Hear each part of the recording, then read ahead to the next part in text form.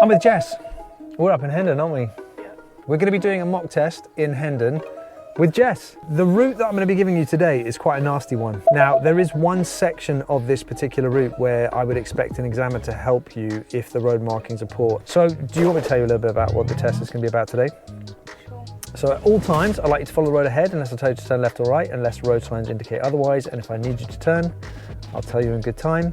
We're going to take in one reversing maneuver, possibly an emergency stop, and I'll be asking you a couple of show me, tell me questions. We're also going to be following the sat-nav for a period of about 20 minutes. Tell me how you would check that your power assisted steering was working. Just move the steering wheel when the car's on and make sure it moves easily, or try to test it when you move off. Cool, and if it was heavy? Then you've got a problem. Nice. I like it. You know your show me, tell me questions, which is really good. I need a pen, Jess. I need a pen. No. Seriously, what kind of you know, on YouTube it looks like a really slick operation, but here, you can tell it's, gosh, it burns. Okay, all right, so we're gonna be following sat-nav straight off the bat. Okay, so I think that'll do. When we see you next, we'll be starting the test. Drive on when you're ready.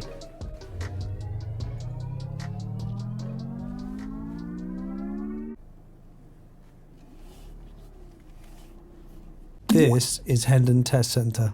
When you leave Hendon, you'll be turning right out of this junction.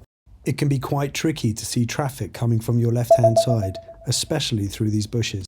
I would advise you to come to a stop, creep very slowly forwards to get a better view.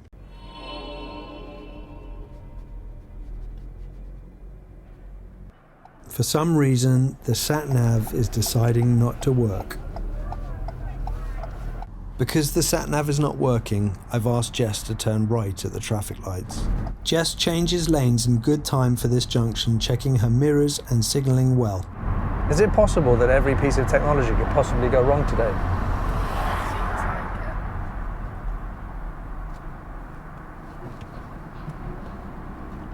Jess is almost caught out by these traffic lights. The traffic lights have been green for quite a while and she should be anticipating that they're about to change.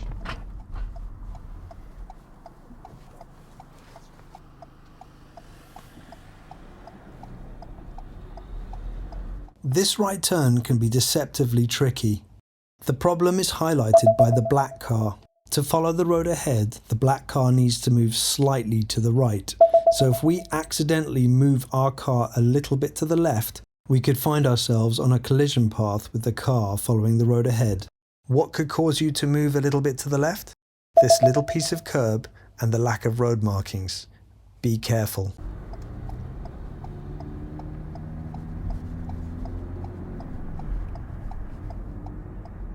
Jess takes her turn very well and moves correctly into the left lane, normal driving position.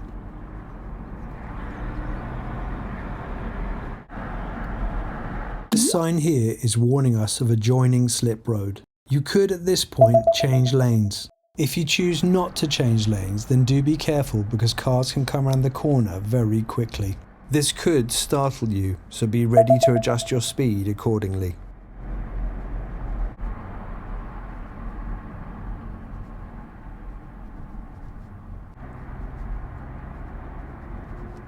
This section of dual carriageway can also pose a few problems. Quite often you can have buses waiting at bus stops or vans on delivery blocking this left lane. Always be ready to change lanes somewhere along here or change lanes nice and early to avoid any blockages. If you do move to the middle lane, do think about coming back to the left at the first available opportunity.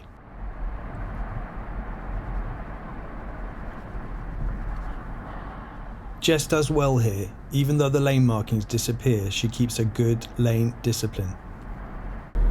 So we're going to take the third... Not the best route direction I've ever given, but I've now realised the sat-nav has given up the ghost. It's the third road on the left. The first is here, second is here, and the third is just after it. Jess checks both mirrors and times her signal very well. Sat-nav is being useless. Jess leaves her signal on for a little bit too long, but does cancel it just in time. And at the roundabout, turn left. First exit. Jess picks up her first minor fault of this test. Signal timed.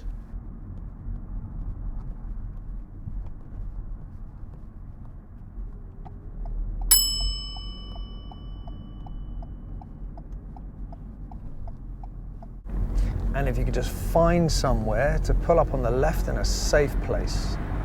Jess does well here. I've asked her to find somewhere to pull up on the left, and there isn't any immediate place to pull up. She doesn't panic, keeps driving, and looks for a safe spot to pull up.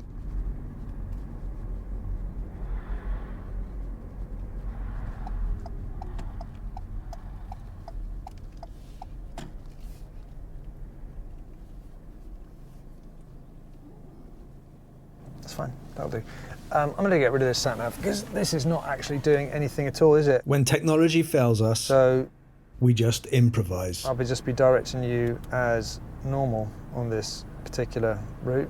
Drive on when you're ready.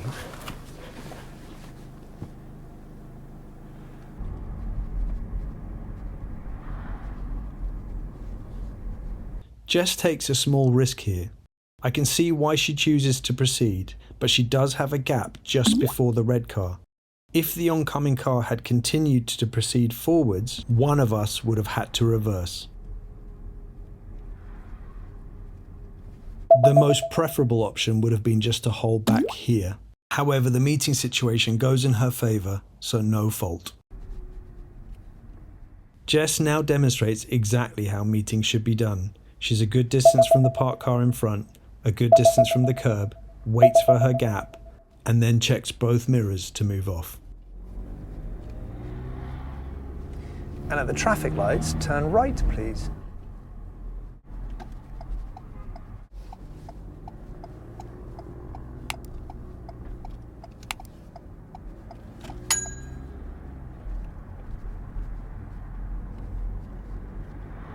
Jess is about to be given a tricky route direction. She's going to be asked to turn right. The first clue is this sign here. It just goes to show it's always beneficial to read road signs. Now, in about 200 yards, we're going to be turning right. Okay. Right. So, at the traffic lights or after? Now, in all fairness to Jess, the route direction I should have given is take the next available road on the right. Oh, you can't turn right at traffic lights.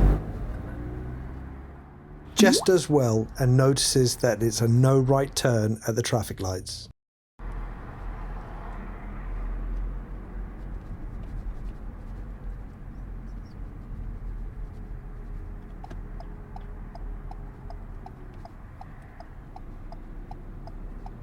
Jess is about to stall the car. This is a minor fault for clutch control. She does, however, recover control very quickly.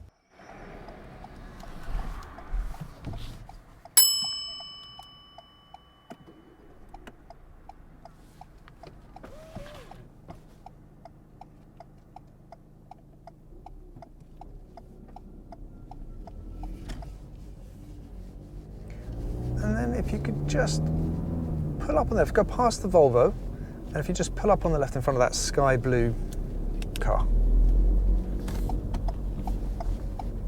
Just on the left there. Right, just that'll do, yeah. Fantastic. Cool, okay, so what we're gonna do now is we're gonna do the parallel park exercise on that car there. I'd like to pull off next to it and then reverse back in, finishing off reasonably close to the curb, within 2 car lengths and parallel to the curb as well, yeah? Now you do have a drop curb here, so you need to use that, you need to treat that drop curb as if it's a normal curb, okay? Okay. Drive on when you're ready.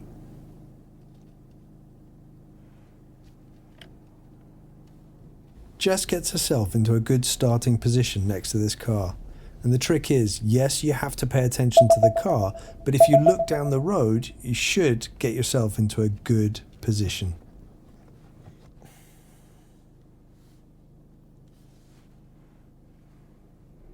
Jess's overall observation and awareness of what's going on around her is very good.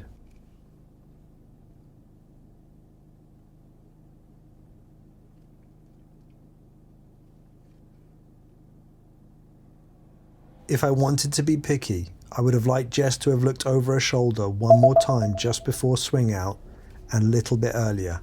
She does, however, check before she moves, so for this reason I've not faulted her.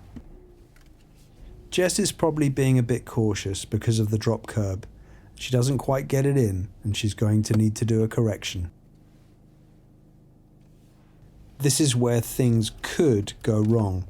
When you have to do a correction, you need to make sure you maintain good observation throughout.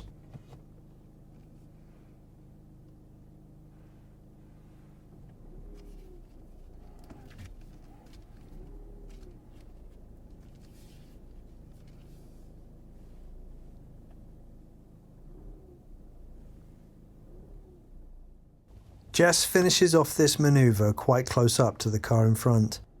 I would always recommend get all your reversing done before you're completed with the manoeuvre. The reason for this is that you could easily forget to do the correct observation again when you go to reverse. Okay, you done? Brilliant. All right. Sorry about my knee there. In which case, drive on when you're ready. However, Jess does do all the right observation when she reverses back here.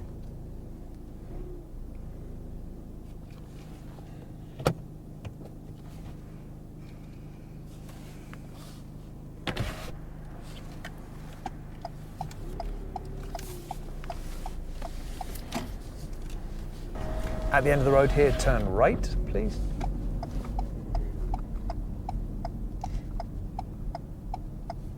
And if you could find somewhere to pull up on the left straight after the turn, please.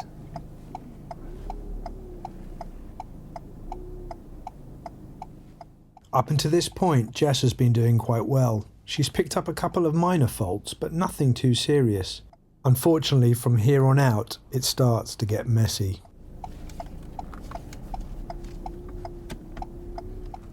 It's quite difficult for Jess to get good position next to this tree, and there are cars waiting at the junction.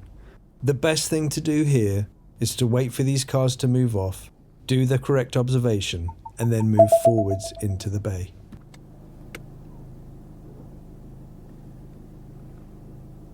You happy with that?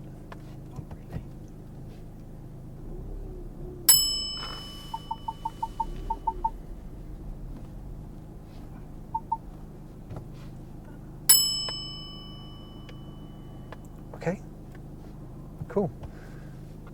Drive on when you're ready. Jess picks up a serious fault for moving the car without looking around at all, and a serious fault for moving forwards and blocking the driveway completely.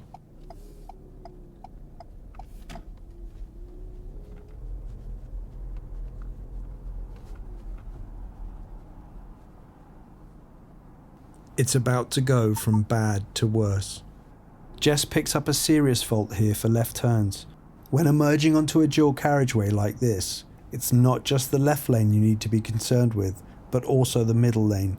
If traffic is coming towards you from the middle lane, you need to be careful that the front of your car does not swing out. Jess is aware of this, but she mounts the curb in the process. If you do make this mistake, it is much better to mount the curb than to swing wide. And then if you take the next road on the left, and then you're going to take the next road on the left where that car's turning.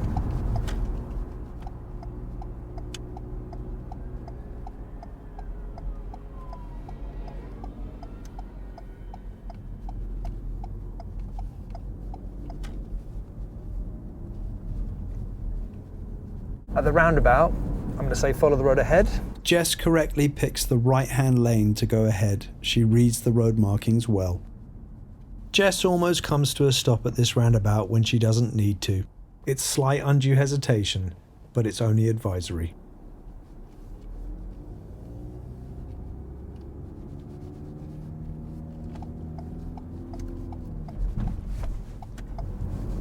And at the roundabout again, follow the road ahead.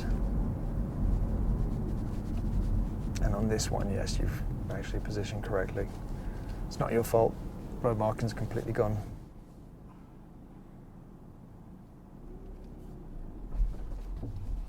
Jess stalls the car and picks up a minor fault for clutch control.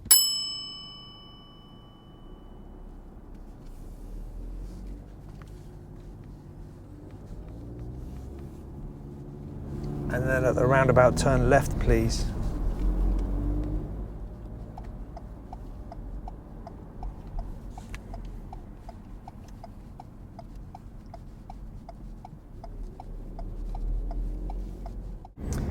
At the roundabout, which is just around the bend, we're going to turn right, fourth exit.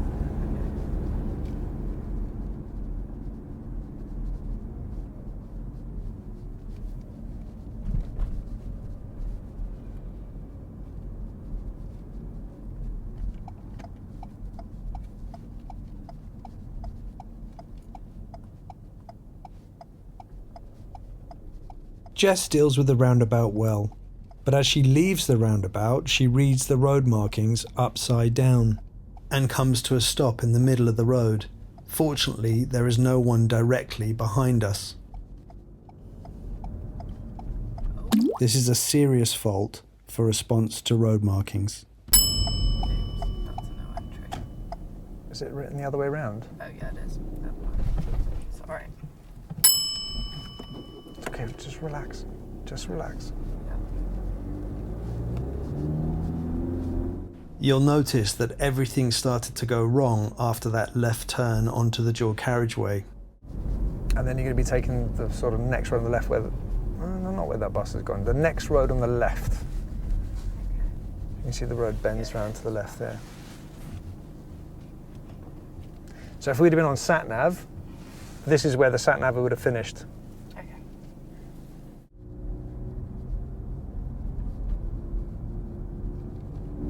Okay, so just follow the road ahead for now.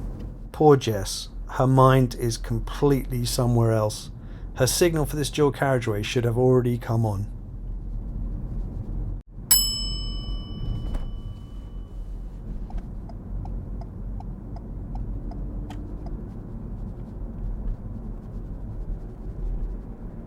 And when it's safe to do so, could you put your rear demister on for me, please? Jess remains in full control of the car while locating the demister switch. A little side note here, if you don't follow up on this question, the most you can get is a driver fault. Lose control of the car, however, and that becomes a serious. From here on out, it's just a straight run back to test centre. However, there's one more surprise up her sleeve.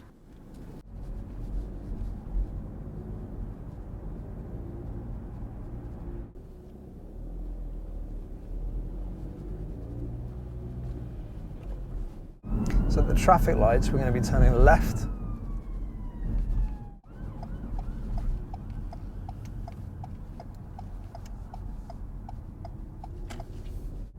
And we're going to take the second road on the right. First is here, second is just past the traffic island. Jess is about to commit a dangerous fault for right turns. She's about to cut across the corner and doesn't see the motorbike.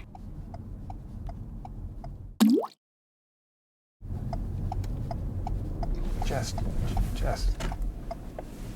Okay. I'm going to give you back control of the car. Just 1 second. That's it. Start edging forwards, please. That's it. I didn't see the That's it. because of Because of the pillar. Yeah. Okay. It's not a mistake that Jess normally makes, but she's had a torrid time for the last 10-15 minutes. By cutting the corner, she couldn't see the motorbike because of the pillar. It just goes to show how dangerous it is to cut corners. And then if we can just pull into one of these bays. Can we pull forwards into one of these bays on the right here? Can you fit in there? That's it.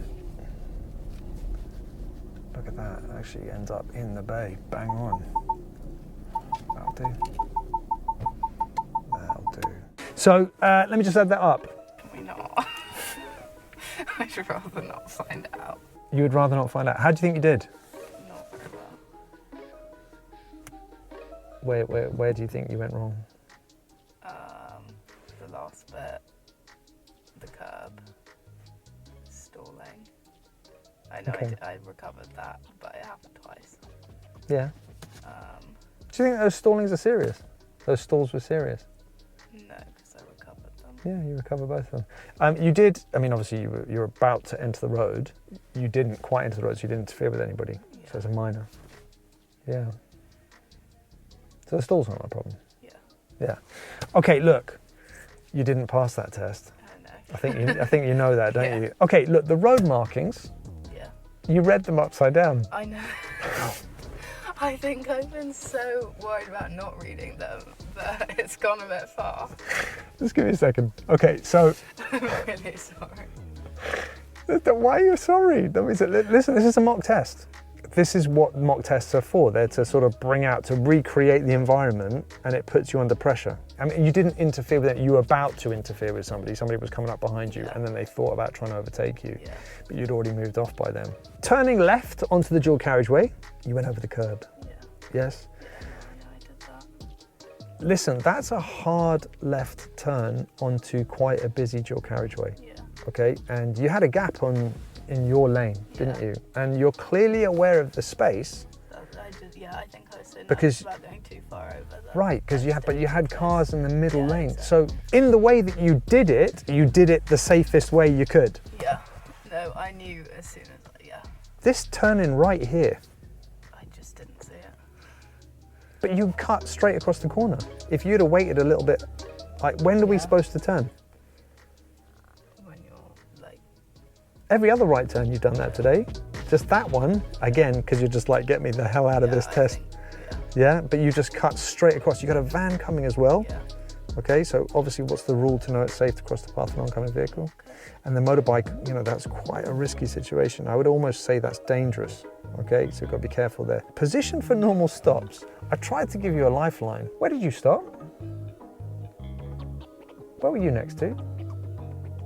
In fact, when you initially did it and I gave you the lifeline, you were just a little bit in front of it, but then you went, To the driveway. yeah, and then I went, are you happy with that? And you went, no. And then you just moved the car I thought forwards it was a and lifeline. completely blocked the driveway. Well, no, because I know I've had problems with being too close to the curb, so I thought it was a lifeline for get close to the curb. Ah, no.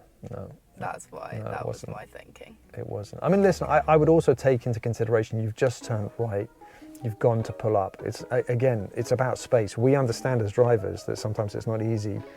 If you were parking, what would you do straight afterwards? Probably reverse. Yes, but I don't want you to reverse and you don't want to reverse, so you're just pulling up. So, you're allowed to have, they will probably give you about that amount of space. Okay.